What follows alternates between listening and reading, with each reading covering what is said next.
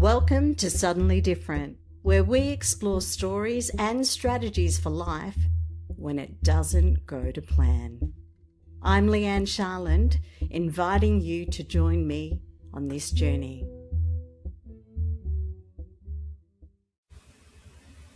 There are some losses we know how to recognise. The loss of a person, a relationship, a home. But what happens when the person you lose is the version of yourself you have always trusted? The woman who could be counted on, the woman who knew what to do, the woman who'd spent 22 years walking towards other people's suffering because being a nurse was not simply what she did, it was part of who she was. Ruthann Harner did not choose to walk away from that woman.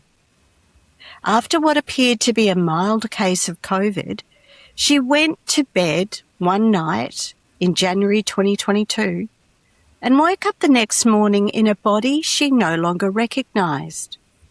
The room was spinning, her balance had disappeared, her body was in an extraordinary pain. Even her thoughts would no longer arrive in the way they had once. And that was only the beginning.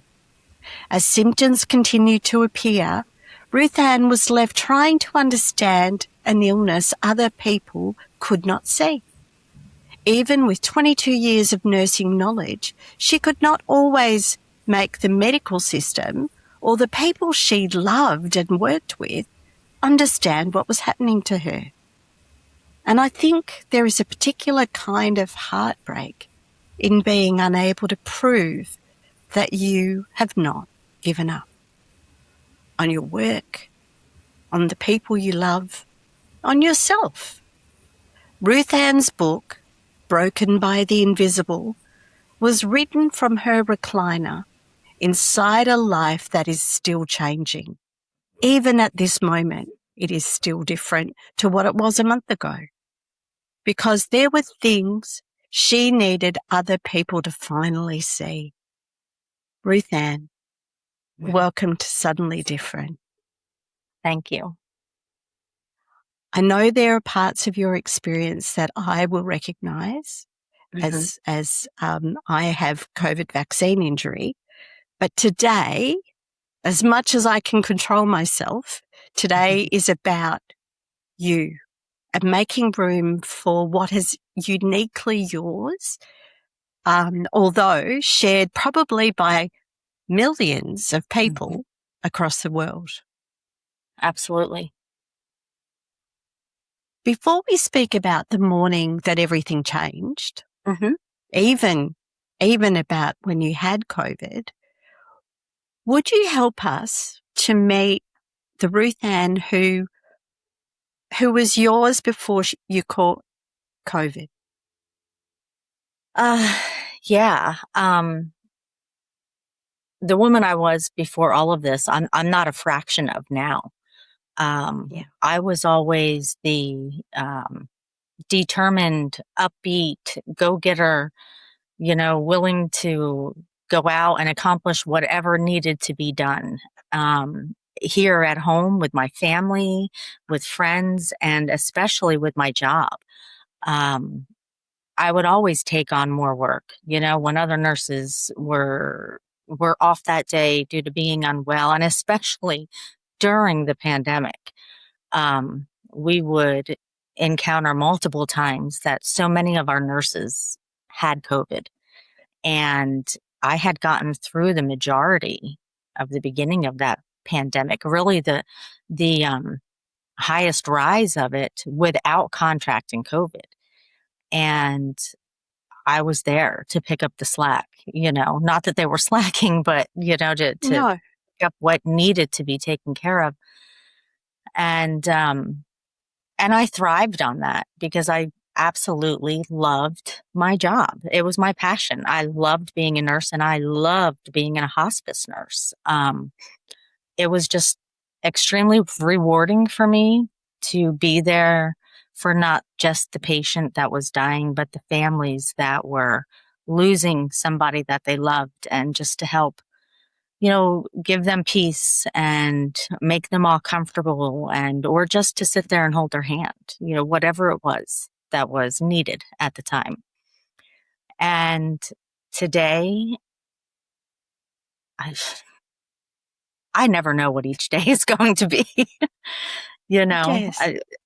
There's no more, getting a phone call or just getting the spontaneous thought and running out the door, because I don't have it in me. Yeah. So it sounds to me like you were a natural first responder. Caring was absolutely a visible and integral part of who you were. Right. And who you are, right? You still feel care. that. Absolutely. You still feel it, but you can't physically do it.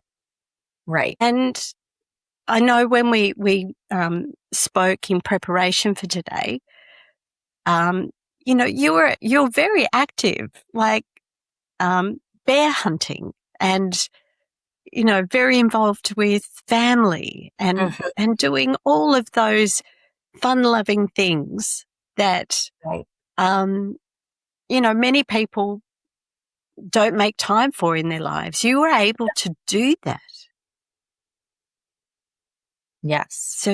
So you weren't a slacker, and maybe today, as part of our conversation for our listeners, we will get to demystify invisible illness, and especially some of the 200 plus symptoms that can be part of this post-viral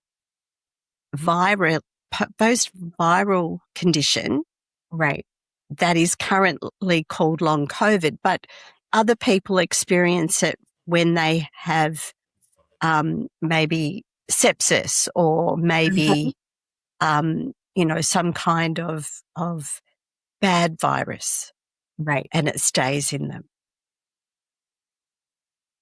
Right. So back to the bear hunt. In September 2021, you were away on a bear hunt with your husband. Yes. When you sat down to eat dinner and you realized you couldn't smell your food. Or taste. Oh, taste, right? Yes. That's like taking away pleasure, right? Oh, absolutely. Not being able to smell or taste. And probably at that stage, you'd heard about that symptom. About Very much being so. one of the symptoms of COVID was smell and taste. You didn't Yes. necessarily get a lung infection or whatever, but often smell and taste went. Yes. I knew right away.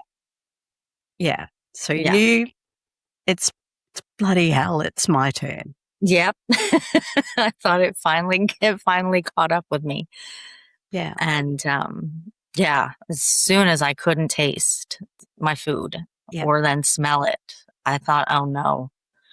And I had a COVID test with me. Well, I had a few of them just in case, amongst other things, because when nurses travel, we take like a whole pharmacy with us just in case. And I knew that's what it was. And I said to my husband, I said, I think I have COVID. And he just kind of looked at me and I said, I can't taste or smell. Yeah. So I got the test and tested myself. And sure enough, it was positive very quickly. Yeah. Didn't even take the allotted 10 minutes or whatever it was that, that it could take. It was like, when you take a pregnancy test for the first time. Well, that's right. And I found that too with the COVID tests, is when you had it, it was quick. Yes.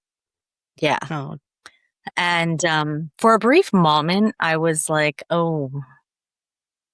like what's going to happen next? Am I going to get all these dreadful symptoms that I've seen so many people have, patients, coworkers, or have heard about? And I kind of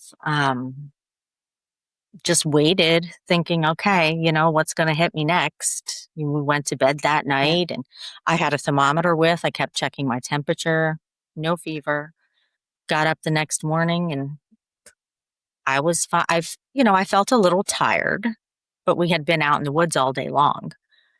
And, so I thought that, was to be expected, but I just couldn't taste and smell. That was it. So you had a relatively mild experience with the COVID, Mm-hmm. and and it wasn't until several months later that the unexpected, right? The totally Right. unexpected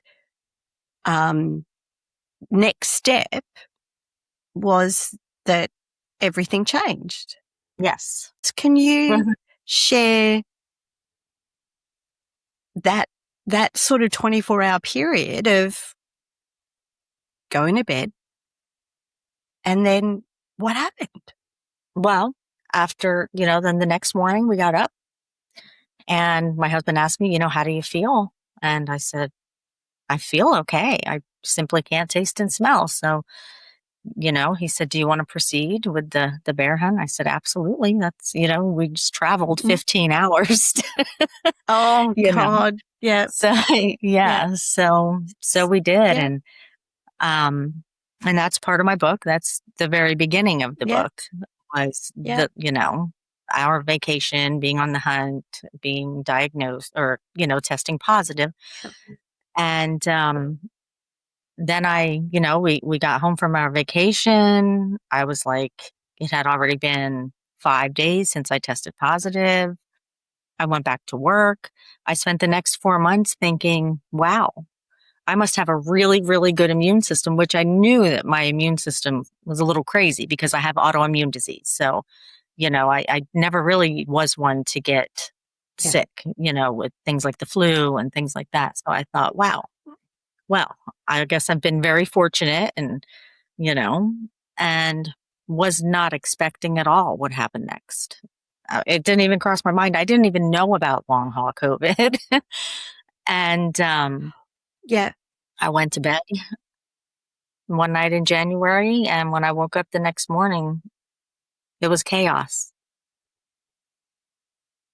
Absolute chaos. So when you woke up in the morning and you knew that something was wrong, what kinds of do you remember the thoughts that came into your mind? What based on your medical experience, what did you think was going on?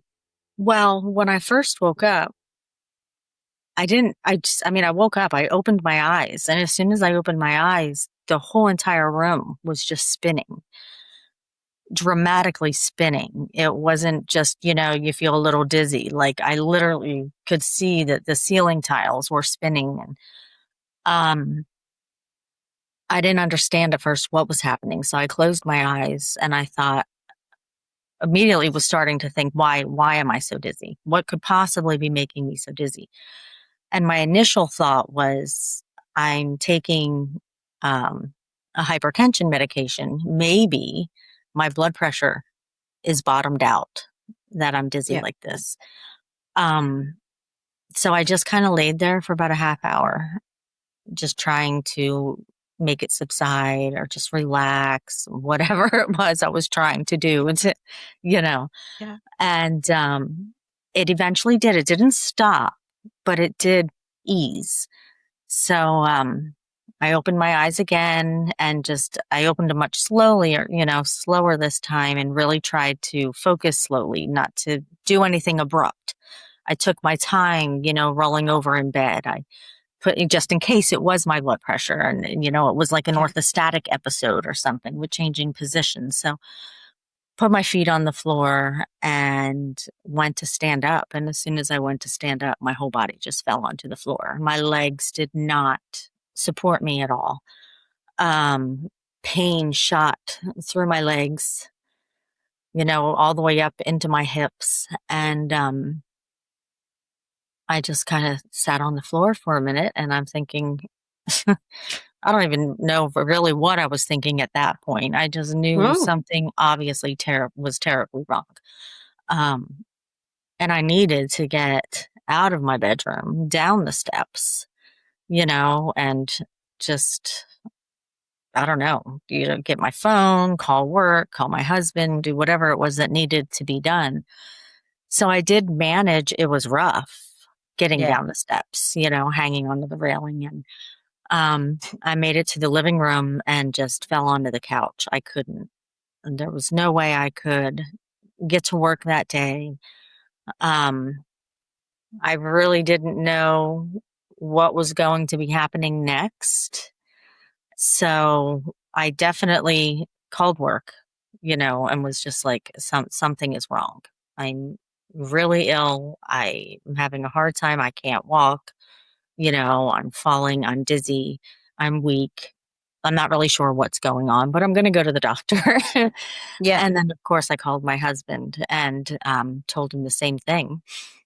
And actually, after I did that, I remember I just had to lay there on the couch for a while before I could even call the doctor because I was so exhausted. I felt this incredible fatigue just take over my whole entire body. I mean, just to hold the phone in my hand, the phone felt like it weighed 15 pounds, And so I did. I called my doctor, which thankfully literally was so close to my house that had I been in a normal state, I could have walked there within probably 7 minutes. So, I was fortunate for that. And got me in right away and retested me for COVID. It was negative. Didn't know what was happening. Thought maybe it was an inner ear. My ears looked fine though. There was no redness. I didn't have any ear pain.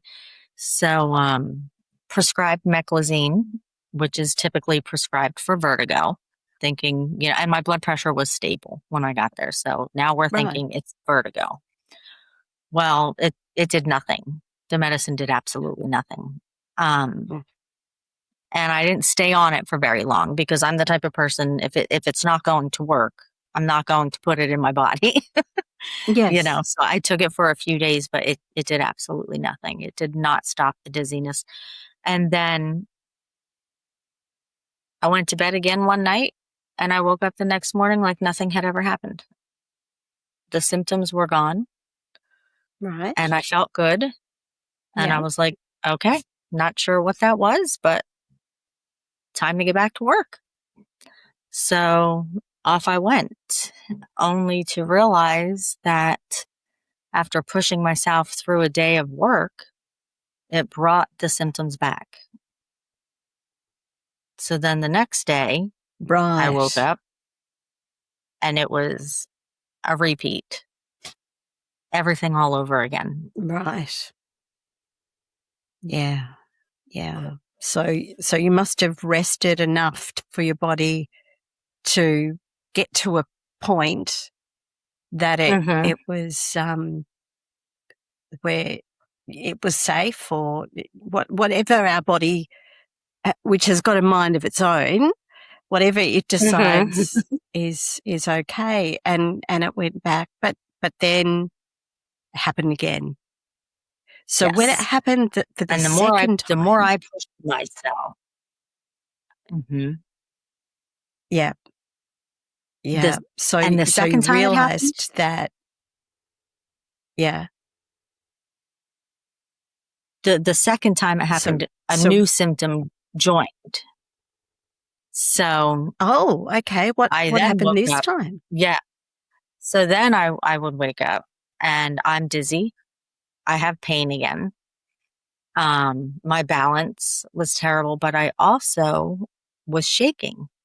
So I woke up and I just had this, I call it internal vibrations. I could feel my whole body shaking inside. It wasn't visible, but I could feel it.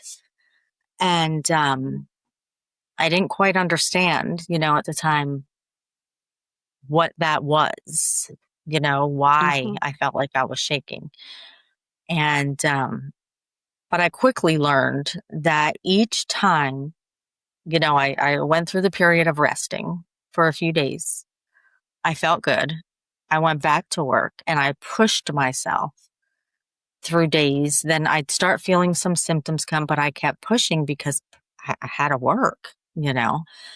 And I realized that the harder I pushed, the greater the flare or the relapse or the crash or, you know what I mean? Whatever, however you want to refer to it, was going to be the next day. Yeah. So the harder I pushed myself, the more severe symptoms I had. All the way up to convulsions, such terrible pain that I couldn't put any weight on my legs at all. I had to crawl on my hands and knees around the house to get to the bathroom or, anywhere. And then, this was over a course of 2 months where these symptoms just kept escalating and escalating every time I tried to get myself back to work and get moving again. So much so that I started forgetting. My vision went, and it was overnight. Yeah. I went to bed one night. I could see perfectly fine. I had seen a patient that day. And every time I would see a patient, I would check their medications. So I would read their prescription bottles. And literally, I went to bed that night. The next day, I get up, I go out, and my first stop, I get to a patient's home. I pick up their prescription bottles, and I could not read them at all. I kept, bringing them closer, taking them away. And I couldn't, it was so blurry and I couldn't understand. I was like, I read completely fine yesterday. Like, what in the world, is happening? I actually ran to a dollar store after that patient before my next one and grabbed a pair of cheap readers. Yeah. Well, I went in and just put them on and was looking at things to see if it would help. And I grabbed a pair just to get through that day. I was like, I can't see, fine print all of a sudden. And that kind of like waxed and waned for a period. It would get worse. It would get better. It was very bizarre. And, well, eventually, I was still going back to the doctor and still testing me for all sorts of things. Everything was normal. And then I started researching when I could, and looking things up on my own, trying to figure out what was happening.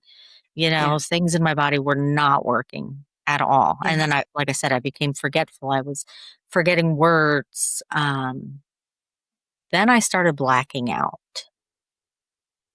And that was when I was like, this is not good at all. No. I had blacked out in my car while the car was running and 45 minutes had passed when I came to. And I had no recollection at all of whether I had seen my patient. I didn't even know where I was at first when I came to. It was very, very scary. Yeah. Yeah.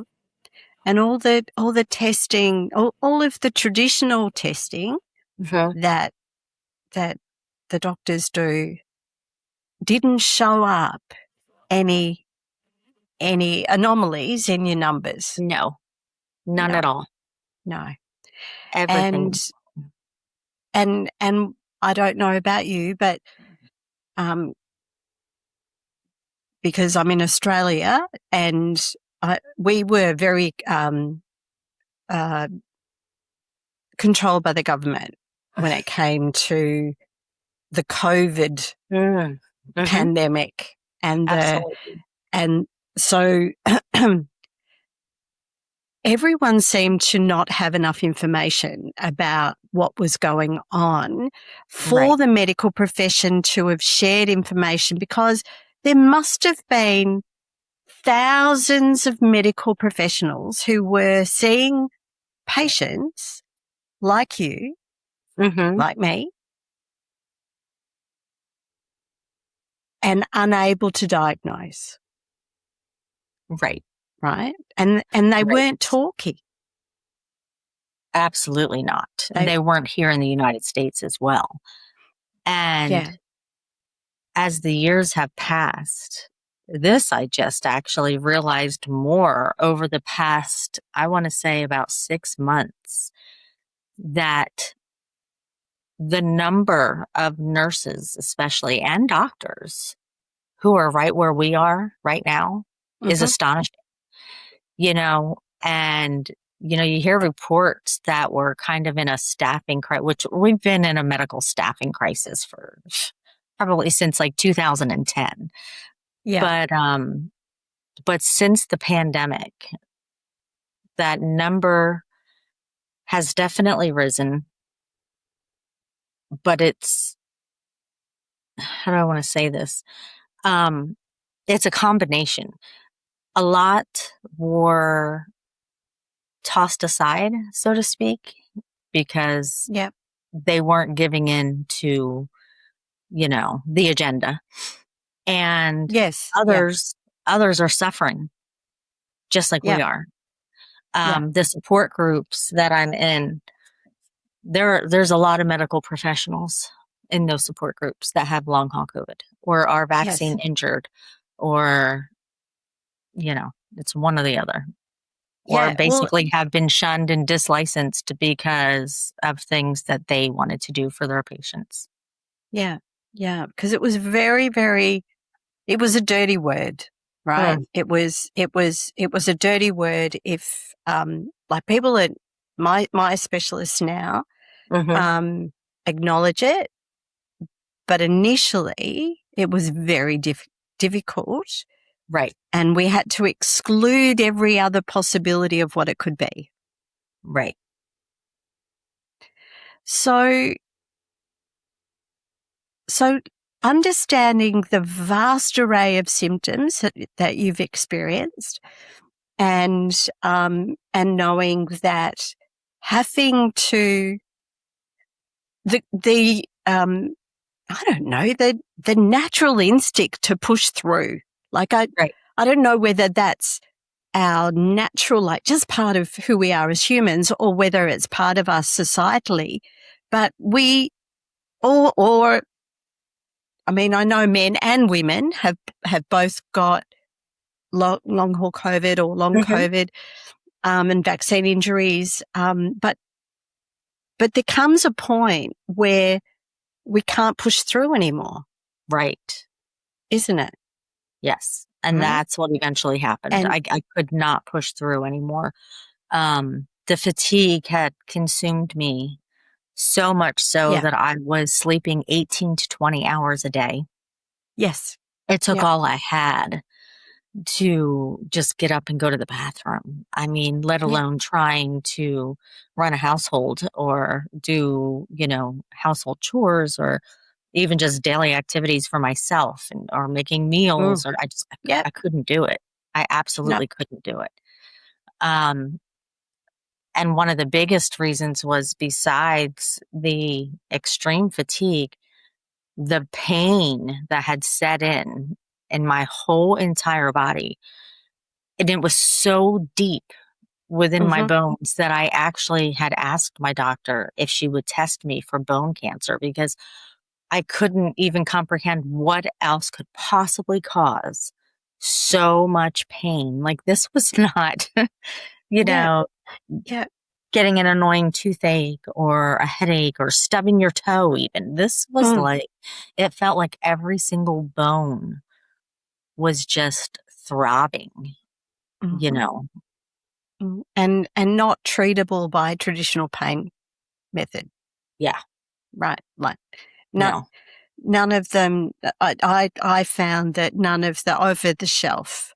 Nothing, because I was taking myself, I would take Tylenol or ibuprofen, anything. I was literally making myself sick and I knew better, as a nurse.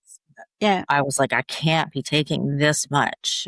It is not helping. I can't be taking this. It's not healthy. It's not good for my liver. It's making me very nauseous, And Yeah, nothing was helping. Nothing. No. And I already had autoimmune disease. Yes. So yes. I already had a rheumatologist. Yes. So when I couldn't get anywhere with my primary care physician, I called my rheumatologist and went there. And in the meantime, I had stumbled across long haul COVID. Not here in the United States, but in the UK. Yeah. Australia, even India, I had stumbled across long haul COVID. And I was like, wow, like, why are we not recognizing this in the United States? Yeah. And I brought it up to my primary care physician and I brought it up to my rheumatologist. My primary care doctor literally argued with me. There is absolutely no way you have long haul COVID. And my rheumatologist acted like she never even heard what I said. She just completely dismissed it. And I wonder, and I know we talked about this, is because the COVID word was put as part of the explanation of the condition, right? So it is known in science, it is known in medicine that people can have post-viral conditions and they can have post-infection conditions, right? Right. That, again, the medical profession don't really understand that, and definitely not the everyday ones. Right. But you know, it was known scientifically that post, you know, there are people who don't recover from the virus. Right. There are people whose body goes into a, you know, attacking itself to try to heal itself, right? And I wonder when I wonder whether politics or face, you know, like saving face, whether somehow, because the word COVID was included in our description, because it was us as sufferers who sort of created the name because we had nothing else to explain it as. Right. And I have a theory. Yeah. Now, this is just my theory. Yeah. I believe it was very controlled. Very controlled, because at the time, there was an agenda. And if that agenda was not adhered to, well, then the agenda was not completed or satisfied.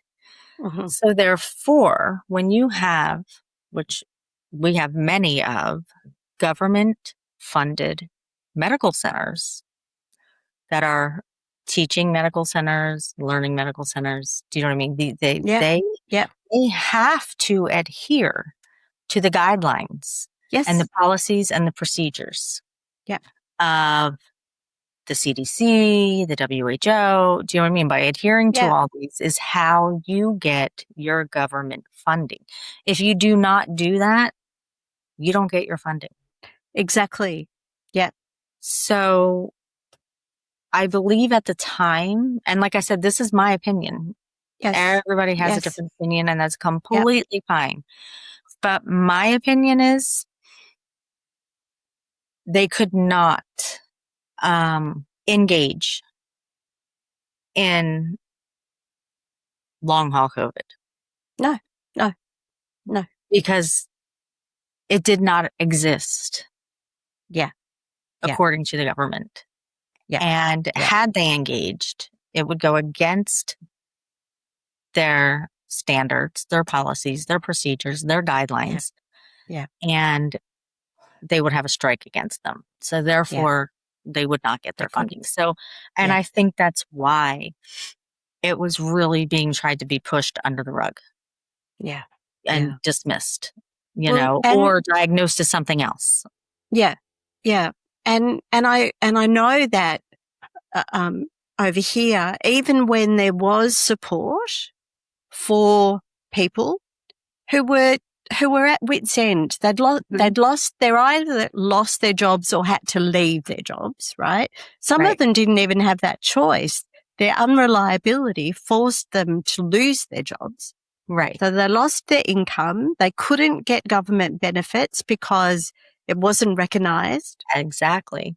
Right. And they didn't have the energy, strength, mental capacity, etc., to fill in forms, right? Express themselves. And, you know, but what they did over here is after about 12 months after the pandemic had and the vaccines were in and we were back to normal. Yeah. They shut any funding for long haul or long COVID centres, right? So there was very little. There was no subsidy. The best you could get would go to functional medicine, who were more open, far more open. But unfortunately, they are private. You've got to pay for them yourself. There's no copay or with those. There's no insurance that will cover them. Yeah. So, and like I know, I took the number of supplements that I took to attempt to be healthy. Like I don't know about you, but at times I blamed myself.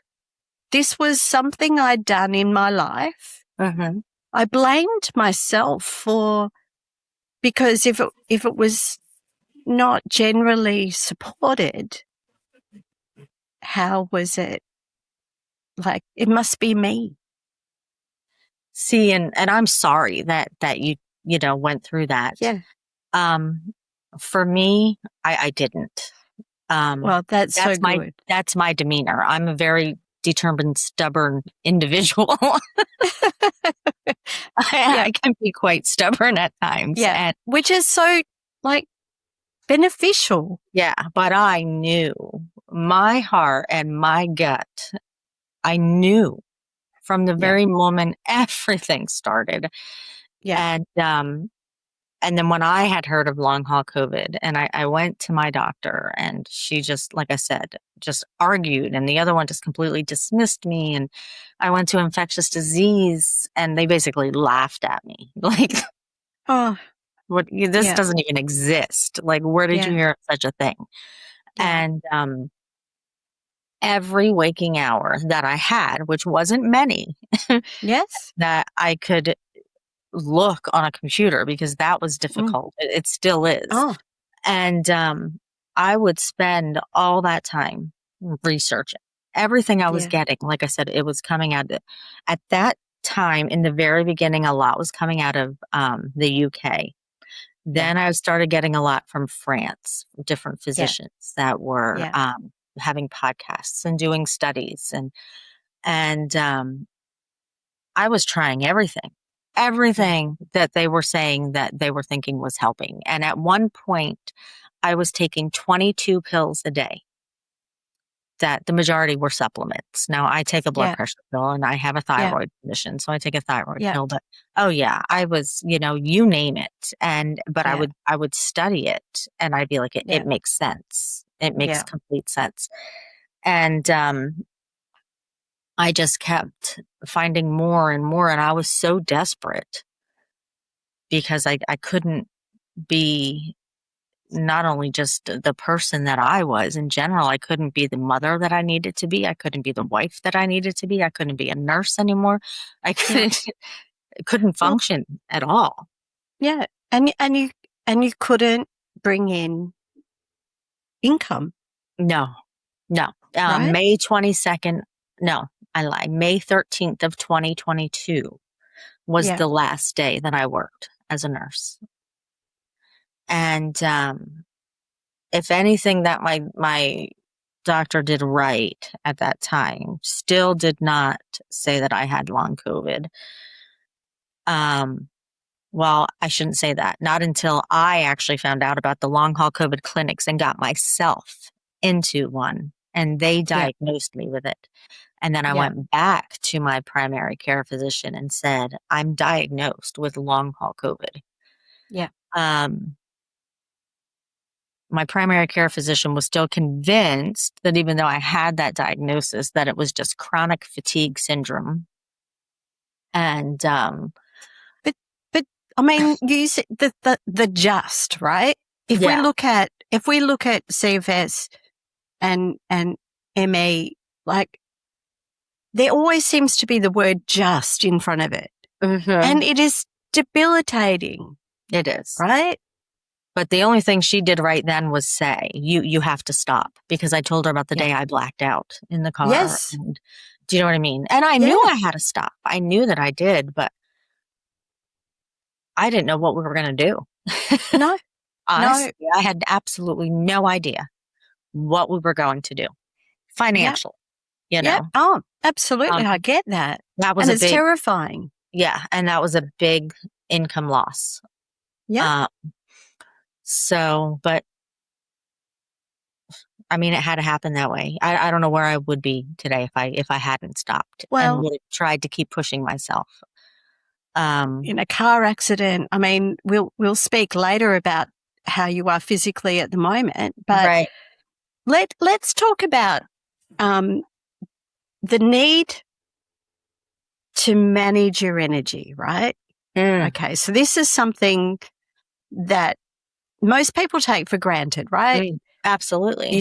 You stand up, you walk, you do anything. You go to the kitchen, you make food, you do stuff, you do a million things a day, right? Without even thinking about them. Right. And then you do the things you think about, right? Right. But never do you look at it like having to weigh a measurement in a device like you and I do. Right. Right? Where was today. Like I said, every day I never know what me I'm going to get. Yes. And today I woke up and I had an extreme headache, the pressure headache. And my eyes hurt. They still hurt. Yeah. And I knew I had plans. I had a lot of things I wanted to do this morning leading up to this evening. But I didn't even wake up until almost 11 o'clock this morning. Yeah. Yeah. And I probably wouldn't have woken up then if my phone wouldn't have rung to wake me up. Right. But anyway, and I just, I was hurting terribly. And I knew that I couldn't do any of the things that I wanted to originally do before this evening, before having this podcast with you. Because had I done them, this wouldn't be happening right now. Yeah. So I had to take the day and just lay. I didn't even turn on the TV. I didn't do anything. Yeah. But drink water to stay, try and stay hydrated.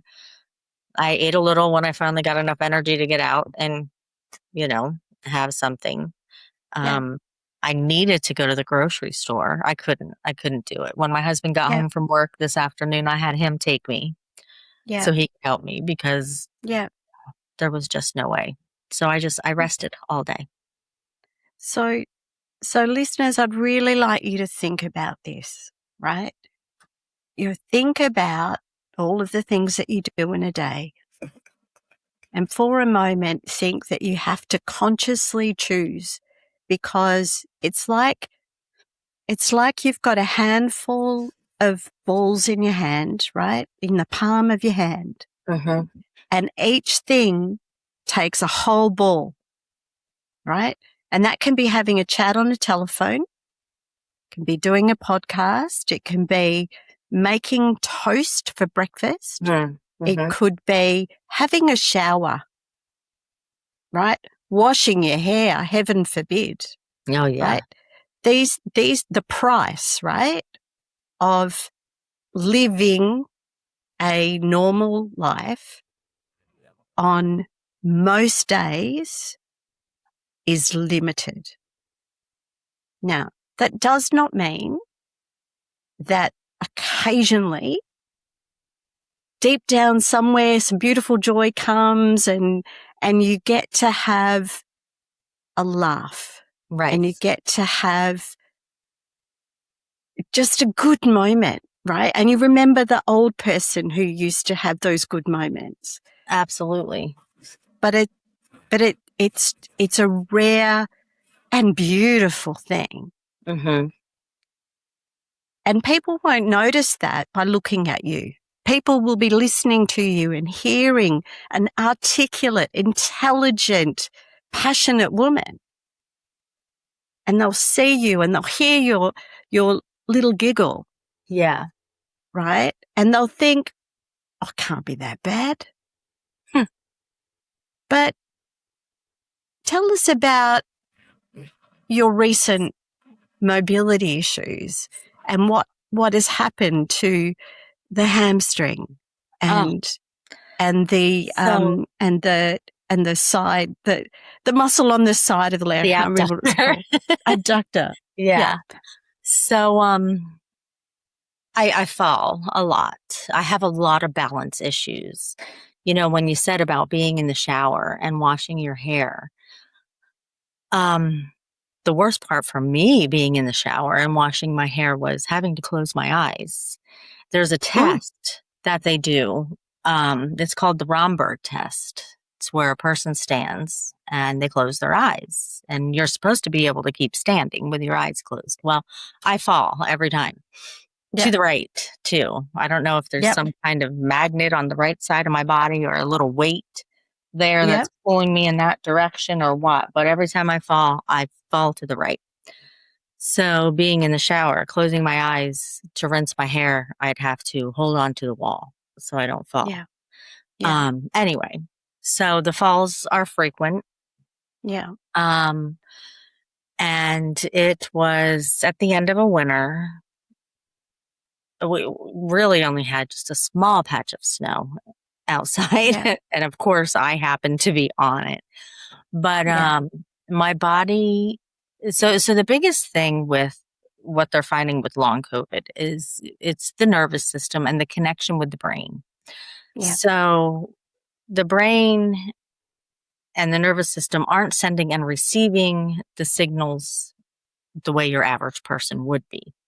So my response time or my response actions to when I lose my balance pretty much don't exist. You know, you're a normal person, you feel yourself falling. What do? You try and catch yourself. However that is, you know, with your hands, your arms, whatever, grab a hold of something, brace, you know. Well, I slid on the snow while walking. So I was mid-step. My right leg went forward in the snow and I started going down. My left leg never tried to compensate. It never came forward to try and catch myself. I never put my arms down to try and catch myself, just nothing. I just fell and I landed into a complete split. And I heard the pop. And initially I thought I broke my hip because it seemed so loud, you know. And I couldn't move at all. The pain was incredible. I look back at giving birth to my children, which I did naturally with all four. And I'm going to be honest, like that was nothing compared to this. And so I couldn't get up. Thankfully, I had my phone. I called my husband who was in the house and he had to come out and help me get up. And anyway, long story short, it tore the muscle, my hamstring, off what they refer to as the sit bone. It's the ischial tuberosity. So it's that bone right in your butt, you know, that bony prominence that you feel there. So the hamstring tore off of there. And it also tore my abductor. Now the abductor just had a small tear in it, but the hamstring was disconnected from the bone. So I had to have surgery and anchors put in to reattach the hamstring. And then after a 6 to 8 week healing process with that, I had to go back in and have the abductor repaired, which was another 6 to 8 week healing, being in a brace and on crutches, or a cane or a wheelchair, depending. Mm-hmm. And I do have to go back for one more, but I mean, it feels so much better, obviously, than it did. Mm-hmm. But Yeah. the bursa, there's a lot of inflammation in the bursa yet, which they want to take out because I still cannot lay on my right hip. It's very painful, that prominence, Mm-hmm. So, but I asked them if we could put that off till the end of summer because Yeah. I really wanted to try, And have some summer. Yeah. And not be Yeah. so laid up. Yeah. And I've had falls since those surgeries, and again, have always landed on my right side. Yeah. And which is why I think I have to go back in for this third surgery, why I have so much trouble with the bursa now. But now I also have a small tear in my right rotator cuff. But I've been getting through with that with the injections. They're phenomenal. However, my last one, they said it's probably the last one that they can give me. And I'm probably going to have it surgically repaired, but I'm going to try and put that off as long as I possibly can, because in the meantime, in between all of that, my hands started to go. So, I was waking up every morning, and I would wake up and my hands would be so swollen. My fingers looked like little sausages. I mean, I couldn't even close my hands to make a fist. And so much inflammation had occurred in my hands that it ended up affecting nerves. So I ended up with carpal tunnel in both, which I had already had a carpal tunnel repair done back in right before COVID had just hit in like 2019. And plus I ended up with trigger thumb. Both thumbs had locked and I couldn't bend them. So I had to have both hands, 2 different surgeries on both hands. And again, it could have been one at a time. I refused. I said, do them both. Let's just do this and get it over with. I did not want to keep going back, in for more surgery. So they did both at the same time, which I really didn't think that through completely, because I can only imagine the repercussions of that. Yeah. Not having any hands at all. No hands. Days. But I got through. So yeah. I got through. So when you talked about your kids, right? Mm-hmm. And the challenge with invisible illness and mobility issues and confusion and the vertigo and all of the things that you're experiencing, that you're trying your guts out to mend, right? Right. You're doing everything. You're thinking positive thoughts. You're taking everything that you can. You're researching. You're doing everything. But it's really difficult for people to truly understand what you're going through. Especially if they don't see you every day. Yeah. And so, something we spoke about was like when one of your sons read your book. Well, he didn't read, he didn't read the printed version. He read my printed out from the computer version. Yeah. And, he didn't quite understand why I wasn't working anymore. He's like, I don't get it. Like, why don't you just go back to work? Go back to being a nurse? Because I had tried, aesthetics. I went to school to be an esthetician, thinking, I can have my own schedule. Maybe it will work better, because I wasn't dependable. I wouldn't want to hire me because I never knew where I was going to be each day, that I woke up. And it made me feel like, well, because he knows me and we're best friends, and he knows I was always a very determined person. I was a hard-working person. I went to work every day. I picked up extra days, and then all of a sudden I'm not anymore. And I think maybe he felt like I had just given up, but he didn't see the days when I was at my worst.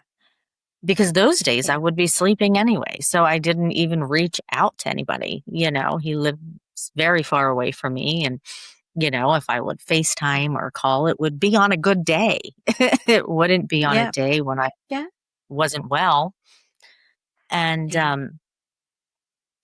so he didn't get it at first. Yeah. Yeah. Yeah. And when the people who are closest with you don't understand, how did you feel knowing that, there was this question in their mind about the validity of your illness? I mean, it was hurtful. I mean, there was a time even my husband, I don't know how to say it. He was seeing it. He was seeing it because he was here. Yeah. But I think that he thought it's something that's going to go away. Like he was just waiting for it to go away. But it hasn't gone away, Yeah. And maybe probably was frustrated at having to assume all of my responsibilities. Yes. On top of the ones he already had, Yeah. It's kind of like that in your vows, that for better or worse part. They don't expect the worst. We've reached the for worse. Yeah. Yeah. Yeah. Yeah. So you're gonna have to step up to the plate. But yeah, I mean, it was difficult. It was hurtful. And it was like, I felt like everybody was just sitting back, watching and waiting. Like, okay, are we done yet? Yeah. Is this over yet? Can we get back to where we were? Why aren't we going back there? Why is this still going on? And I was just as frustrated, That's right. Like us inside. Yeah. Nobody can be more frustrated by exactly what we're experiencing. Right. Nobody can know what it's like unless they've experienced the inability to find words, the inability to explain yourself, the need to explain yourself. Yeah, to eat. I mean, then in March. Was it March? Yeah, it was around late March of 22. So I hadn't had taste and smell since September of 21. By late March of 22, my taste and smell came back, but it wasn't normal. No. It was awful. Awful. Nothing smelled right. It smelled like rotting trash, rotting flesh. I don't know if I was associating it with things that I had, smelled throughout my life, dealing with wound care, things like that. I don't know, and the food would taste like that smell. That's the only way I can describe it. Yeah. So within less than 2 months, I had lost 28 pounds. Yep. And I wasn't trying. Mm-hmm. I couldn't get anything past my mouth. And if I did, it didn't stay in. Yeah. It didn't. And there was a point I actually thought I was going to die. I thought I was going to die because as a nurse, I knew that a body cannot survive, obviously, without nourishment. And then on top of that, add in all of this body pain, the confusion, the forgetfulness, the extreme fatigue. The only thing I was truly convinced was that my body is quitting. Clearly, it is quitting. Yeah. And I don't know. I didn't think I was going to wake up one day. And then there were times where I prayed to not let me wake up one day. Yeah. Yeah. Not that I wanted to leave everybody. No, but it was hard. Oh, look, you know, I know. I've been there too. I mean, we've shared such similar journeys, except I haven't had the major falls that you've had, but I've had major surgery. And, you know, and the recovery from that when you've got no energy. Right. Is, you know, horrendous. So, you know, the things that you're going through, you know, many years on is, you know, is really difficult. I wonder whether anyone has kindly suggested that it might be in your thoughts, in your mental health. Has anybody been kind with you in that way? How do I want to say it? Not suggesting. Oh my gosh, I can't think of how to say it. Not coming right out and suggesting, this is all in your head. Yeah. But suggesting you need to will it away, make it stop. And if there's anybody that has ever practiced the law of attraction, meditation, self-healing, I can tell you it is me. It is me. I have done that for years. There was and maybe that's why they said it. Maybe that's why they said it. Yeah. It, you know, was someone that was close to me. Because I used to be able to do that. I would feel things come on and I'd be like, I don't know, maybe it was adrenaline. I don't know. I'd be like, I don't have time for it. It's not happening. You know. But see, I've been into alternative therapies and energy healing and all of that sort of thing for all my adult life, like since my 20s. Yeah. And it was the first time this condition for me was the first time I couldn't do it. Right. The tools that I would use, that I would always rely on, that would always get me back on the horse, you know, so to speak. None of them worked, and which made me feel powerless. Absolutely. Right? So the things that you trust, you know, you're wanting to believe that the mind is a very strong and powerful thing. Right. But the physical body is a very, very powerful thing.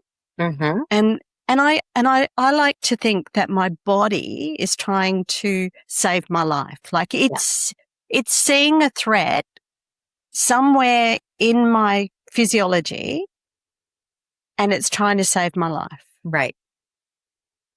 But it's extremely brutal in doing so. Right. And that's what I see in you. So let's talk about deciding to write a book. Okay. Right?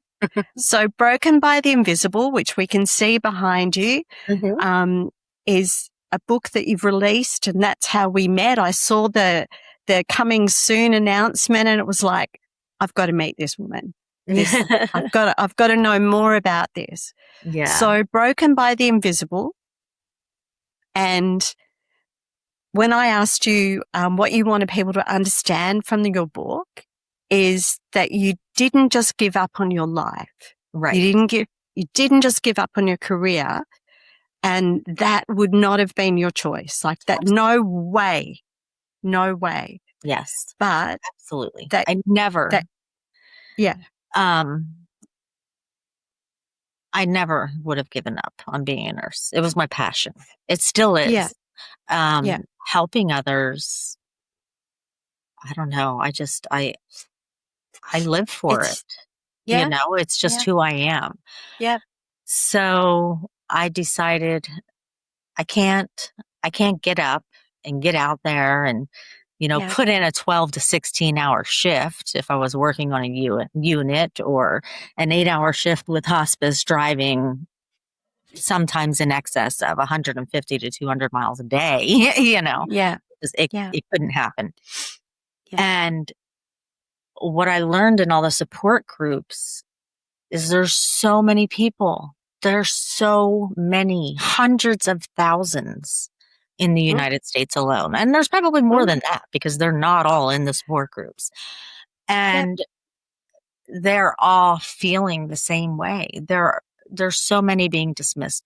Everybody's doing their own research. They're all grasping at things. They're all trying to, compare notes and, well, what worked for you? Or, oh, I found a doctor here that's starting to help me. And then other people, are just feeling so dismissed and unvalidated. And I just want them to know that it is not in their head. They are not crazy. I see them. I hear them. And they need to feel validated. They need to be acknowledged. They need to be helped. We all do. Yes. I don't know when that's going to happen. But the sad reality is, over the past 3 years specifically, numerous people have taken their own lives, that were in some of the private support groups and some of the public ones, because they can't handle it anymore. And I don't know, whether it was they couldn't handle symptoms, or they just couldn't handle the fact that nobody was believing them, or who knows what it was. That's completely their, decision anyway. But it breaks my heart. It breaks my heart that they feel so alone. Yeah. Do you know what I mean? And I don't want them to feel alone. They're not alone. No, There's a lot of not. us. There are a lot of us. And I think that one day, it is going to get better. I mean, things are just starting to come out in the United States. What I knew back in 2022 from France and UK is finally here in the United States. Yeah. So it's coming, but I just want everybody to you got to hold on. You got to listen to your body. You have to pace yourself. And your friends and family, I don't have this in my book, but as far as friends and family, loved ones, whatever, if it's not working and they are making you feel unvalidated or crazy or whatever, then you got to step away. You have to, because right now the most important person is yourself. Yes. Even if you have a family, even if you have children, you can't be anything to them if you can't function. So you need to take that time. Don't give up. You're not alone. It's worth the fight. I think it's worth the fight. That's right. It is. And it's not easy. I'm not saying it's easy. It's very, very hard, but it's definitely worth the fight for anybody. And then for someone like me, that's, like I said, determined and stubborn, and not going down without a fight. Yes. It needs to be known. It needs to be out there. And this is aside from all politics. I don't care if you're right or you're left or you're up or you're down or you're black or you're blue or you're white or you're yellow. It doesn't matter. This is real. It's not going anywhere, but it needs to be addressed. And it needs to be stopped being put on the back burner or brushed under the rug or pushed aside or just forgotten. Yes, absolutely. Mm-hmm. It is vitally important that it be seen because honestly, when you look at the epidemics that are happening with regards to burnout and right. Yeah. So burnout is a physical response, not just a mental response. Right. Right. And most of us have had viruses all our lives, right? But viruses are things that can affect longer term. Yes. And, the things that the medical profession, and I know that the attempt is by them to get us back on our feet as quickly as possible. And I when we have chronic illness, I know that's harder. But we deserve a life. Absolutely. And just like you said, that, we deserve to be seen and understood and our pain needs to be felt by others, right? So that we together can make such a difference, right? Exactly. I'm sorry. In the meantime, we need to give ourselves grace. We do, and we cannot push against a tide that is coming in. Right. Yes. We have to, go with that and go with the flow of our bodies. Right. And I know that when I can access joy, I find the symptoms still happen, but they worry me less. Right. Or they that will joy. Yeah. Something, right? You sacrifice, Yeah. If having a day with your family, you're going to pay for it the next day. Yeah. But you're going to do it because you want to have that day. And knowing that you're about to do, like a family outing or whatever, for me anyway, I prepare.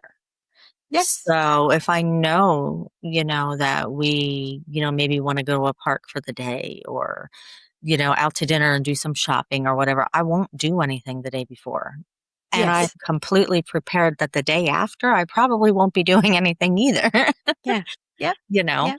But, and that's not me. I mean, I'm accepting where I am right now.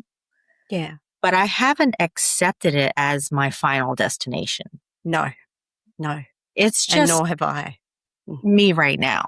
This is just in the interim until, we figure things out and we get back. I want to get back to where I was before.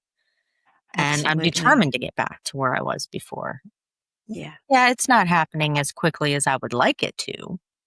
But in the meantime, I know that the only way that I can have peace in my heart and in my soul with my life right now is to accept and adapt for now.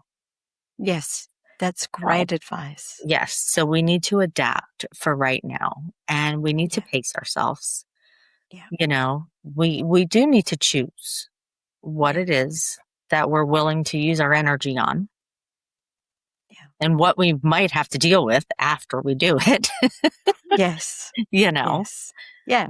And, but if there's one thing I've learned as a nurse before any of this ever started is how incredibly short life can be. Yes. And for me, this is not where my life is stopping. When my life, none of us are going to last forever. So when I reach my final days, I want to be comfortable in my soul, comfortable knowing that it's okay. I know this is a part of life. The end of life is a part of life, and I'm ready. I did what I wanted to do. I've enjoyed things. I've accomplished, what I wanted to accomplish. And I don't want it to be, I was sick for a really long time. Yeah. And you just kind of hide away in this little corner, and you know what I mean? Then you have regrets. I agree. Then you have regrets at the end. Yeah. So. Yeah. No regrets. No. None. No regrets. Would you like to read a little bit from, have you got a favorite part of your book that you would like to read? I like the epilogue.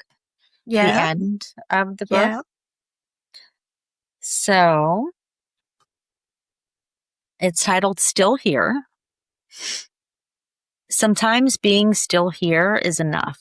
Sometimes it is everything. I used to think healing meant returning to the person I was before COVID.